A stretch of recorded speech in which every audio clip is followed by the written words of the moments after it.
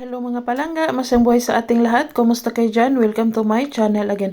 For today's video ay magluluto ako ng masarap na ulam namin. Hindi ko na naipakita kung paano ko ito in-slice. Basta in-slice ko siya yung chicken fillet ng pahaba at saka manipis. Tapos minarinate ko siya ng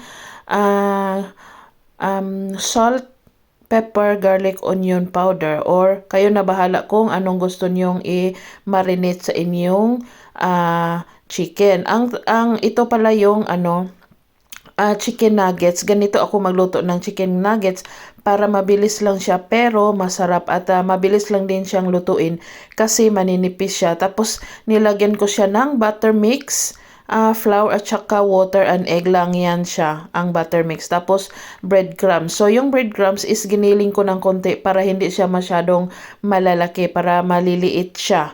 Ayan, so pagkatapos niyan, ganito, piniprito ko na siya isa-isa. Ganyan siya yung nuggets ko kasi hindi siya same size para sa mga nabibili nyo.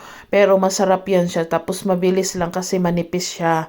Ganyan. Gustong-gusto yan ng anak ko. For sure, kung itry nyo to, magustuhan din ito ng anak nyo. So, kung nakaabot kayo hanggang dito sa video na to, pakisagot ang aking tanong kung ano itong ulam na niluluto ko. So, ayan na, luto na siya. Sana ay nagustuhan nyo ang video ko for today. Maraming salamat. Bye-bye!